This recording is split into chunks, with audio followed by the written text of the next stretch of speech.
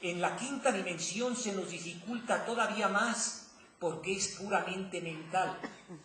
En la quinta dimensión todo puede ser verdad. Podemos hacer de nuestra cabellera un mar, podemos hacer de 2 lágrimas una lluvia, podemos hacer de 2 ojos un trozo de misterio, y en la quinta dimensión el artista puede hacer con la materia lo que le plazca. En esa quinta dimensión que se participa de lo mental, se trasciende el uso de la razón. La sexta dimensión se nos complica todavía más porque corresponde al plano espiritual y es la inmediata superior del absoluto. Así estas 7 dimensiones del espacio, el individuo empieza a conocerlas y entonces se va dando cuenta que existe una gran cantidad de herramientas que no utiliza normalmente. Cuando las descubre y empieza a ejercitarlas, se maravilla de las cosas que puede realizar y de cómo se amplía su panorámica para ver el mundo común y corriente. Así, una persona, por ejemplo, que tiene altos niveles de colesterol, que tiene altos niveles de triglicéridos, de azúcar, de ácido úrico, piensa que como ve las cosas, así las están viendo los demás, que como las toca, como las siente, como las gusta, igualmente lo están haciendo los demás, y eso no es verdad. Cuando nuestro organismo no tiene los puntos de equilibrio que la naturaleza nos marca, entonces perdemos gran parte de la realidad. Así, para el estudio de la Cábala, la razón nos va quedando limitada. Para que ustedes me puedan entender, yo necesito utilizar un lenguaje en forma dual. Si digo arriba, me entienden porque automáticamente lo señalan como un abajo. Si digo adentro, me entienden porque automáticamente hay una afuera. Entonces estamos manejando el sentido de la dualidad. Este lenguaje común y corriente, en el estudio profundo de la Cábala, llega un momento en que queda limitado.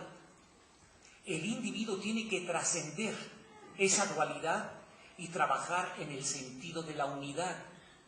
Y es ahí donde entramos en un gran conflicto por la forma en que estamos acostumbrados a manejar nuestra mente y en que estamos acostumbrados a manejar nuestros sentidos. Entonces llega un momento en que el estudiante de Cábala tiene que trascender el lenguaje común y corriente, la escritura común y corriente, y se tiene que fundamentar en esquemas, porque si no serían libros y libros, catálogos que se tendrían que escribir, y tenemos que llegar a un espíritu de síntesis. Entonces, en el estudio de la Cábala se fundamenta en lo que se llama el árbol de la vida. Colocamos la siguiente. Cuando estamos hablando de símbolos, estamos hablando de metáforas, es precisamente en donde tenemos que formar esquemas.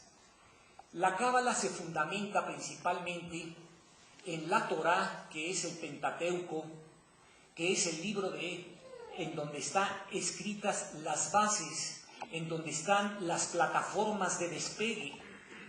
La forma de escribir la Torá o el Pentateuco tiene 22 claves y 7 acepciones para su interpretación. Hay quien lee la Biblia diariamente y cuando no conoce las claves y las diferentes acepciones, él piensa o ella piensa que las cosas son así como están escritas y nos maravillamos de ver el sentido que tiene manejado desde el punto de vista científico-filosófico. Por ejemplo, la primera palabra con la que empieza la Torá o la Biblia es Bereshit. Bereshit está compuesto de 2 vocablos, Bara, Shesh. Se ha traducido como crear, y en realidad una sola letra en arameo cambia su significado. Desde el punto de vista científico, nada se crea, nada se destruye, todo se transforma. Entonces, Bará, cambiándole una sola letra, significa emanar. Emanó en 6. Cuando ustedes leen las Biblias, entonces dice, y en el principio creó en 6 días.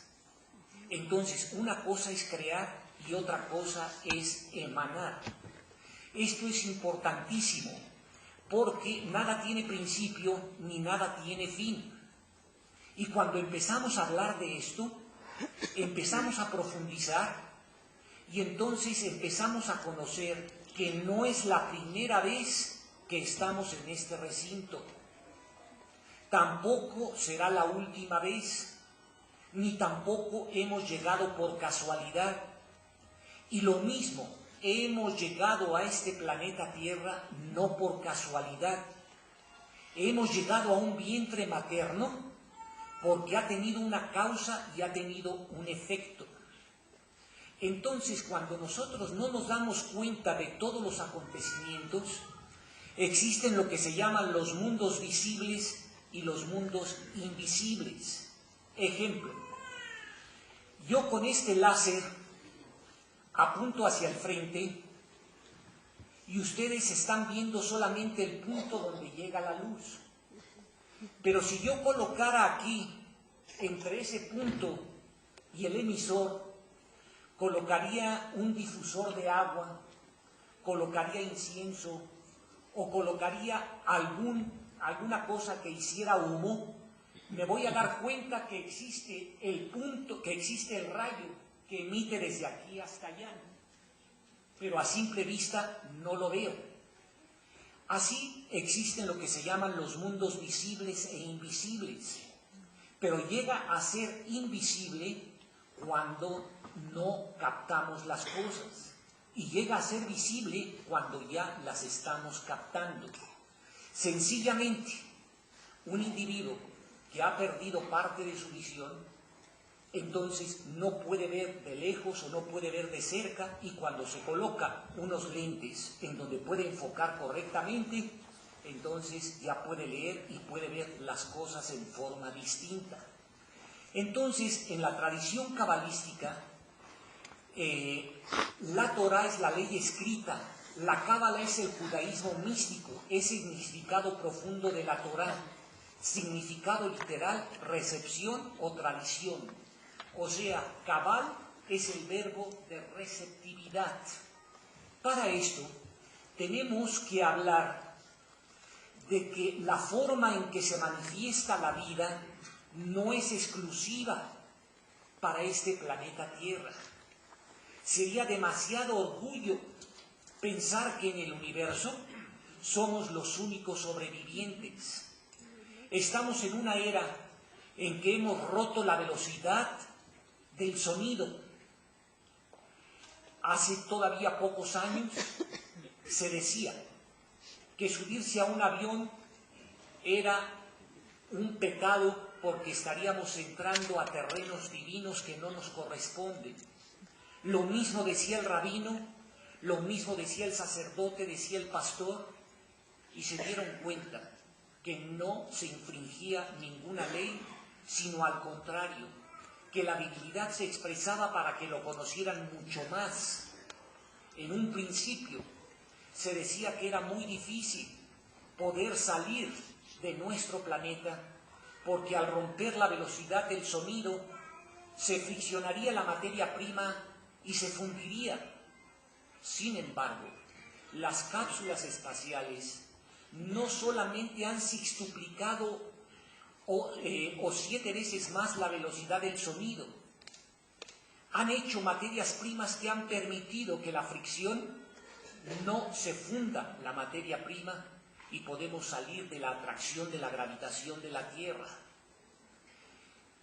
En la parte filosófica, Jesús decía, en la casa de mi Padre muchas moradas hay. Entonces el pensar que es la única tierra que tiene seres vivientes es un falso orgullo.